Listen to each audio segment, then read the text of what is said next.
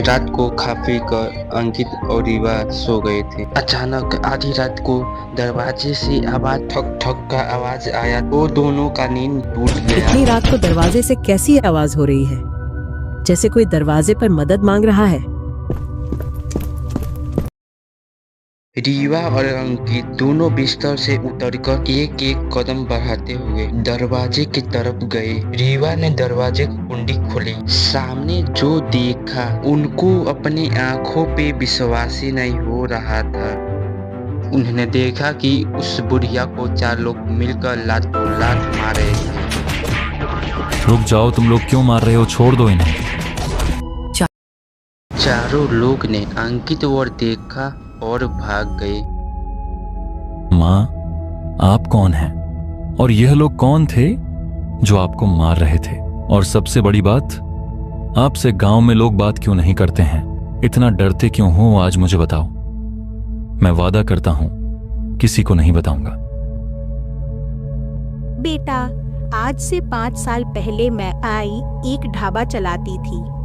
ढाबा बहुत अच्छा चल रहा था। मेरे ढाबे की कढ़ी चावल फेमस था।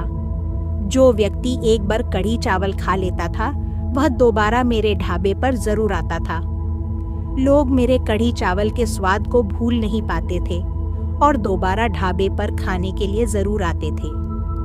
लेकिन एक दिन मेरे बनाए हुए कढ़ी के अंदर एक छिपकली गिरकर मर गई थी, जिससे अनजाने में जितने लोगों ने भी वह कढ़ी खाई थी उन सब की मौत हो गई। यह वही लोग हैं जिनकी मेरे बनाई हुई कढ़ी खाने से मृत्यु हुई थी। उस दिन से यह लोग मुझे रोज मारते हैं और मैं इनके लिए खाना बनाती हूँ। अगर कोई मेरी दुकान से दूसरा व्यक्ति खाने के लिए आता है तो उसको भी मारकर खा जाते हैं। इस डर से गांव के लोगों ने मुझसे बात करना भी बंद कर दिया। मेरे घर के सामने से भी नहीं गुजरते। लेकिन मुझे समझ में नहीं आया कि ये भूत तुमको देखकर क्यों भाग गए।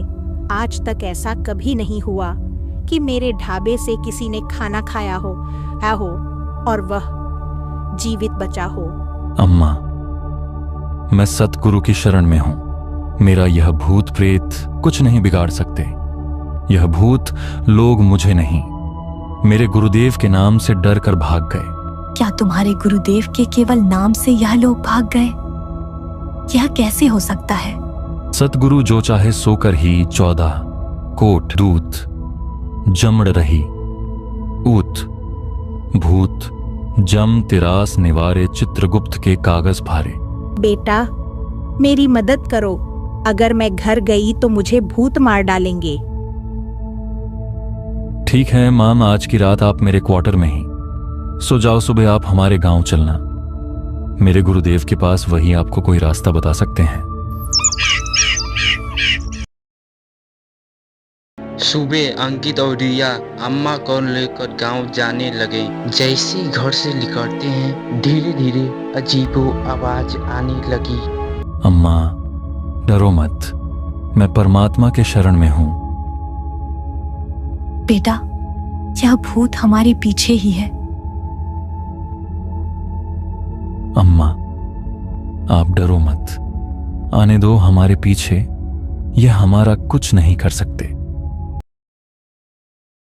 अंकित सतनाम का जाप करता है। जैसे ही सतनाम का जाप करता है भूत उनको मारना चाहता है, बाकी कुछ भी नहीं कर पाता है। क्या देख रहा हूँ? पता नहीं इनकी रक्षा कौन कर रहा है। हम इतने शक्तिशाली होकर भी कुछ नहीं कर पा रहे। चलो देखते हैं यह कहां तक जाते हैं। अंकित और अम्मा परमात्मा के पास पहुंच गए। उन्हें अपना यह सब तो बेटा इस लोक में आम बात है। इसी तरह न जाने कितनी ही आत्माओं को काल कष्ट पहुंचा रहा है। अम्मा को प्रथम उपदेश देते बेटा, इस नाम का जाप करते रहना और मेरी बताई हुई भक्ति मर्यादा में रहकर करना। कोई भी आपदा तुम्हें छू नहीं सकती। जब तक इस लोक में सत भक्ति करते रहोगे तो यहां भी सुखी रहोगे और अंत समय में तुम्हें मैं सतलोक ले जाऊंगा, जहां कोई दुख है, ना कोई कष्ट है, ना कोई पीड़ा है और वहां आपको मैं अमर शरीर दूंगा। ये सुनकर अम्मा खुश हो जाती है और परमात्मा को दंडवत प्रणाम करके वह दोनों वहां से अपने घर की तरफ चले जाते हैं। ये सब वह आत्मा छुपकर देख रही थी और आपस में फुसफुसाते हैं। अच्छा, तो ये सब इस बाबा का करा धरा है। अब हमें इस बाबा को ही रास्ते से हटाना होगा, तब जाकर हम उन दोनों का मांस खा पाएंगे। हाँ, आप सही कह रहे हो। चलो फिर। वह कबीर परमात्मा को मारने की कोशिश करते हैं और यह सब देखकर कबीर परमात्मा हंसने लगते हैं और कहते हैं, बच्चों, आप लोग काल के इतने अधीन हो गए कि अपने मालिक को भी नहीं पहचान रहे हो। फिर कबीर परमात्मा उन्हें सत्संग के माध्यम से जीवन के चक्कर के बारे में समझाते हैं और सतलोक के बारे में विशेष ज्ञान देते हैं। फिर उन आत्माओं के उत्सुकता और बढ़ जाती है। अपने जन्मों का परमात्मा का ज्ञान सुनकर सभी भूत रोने लगते हैं। परमात्मा हमें सतलोक ले चलिए। परमेश्वर कबीर साहिब उन भूतों को सतलोक ले जाते हैं।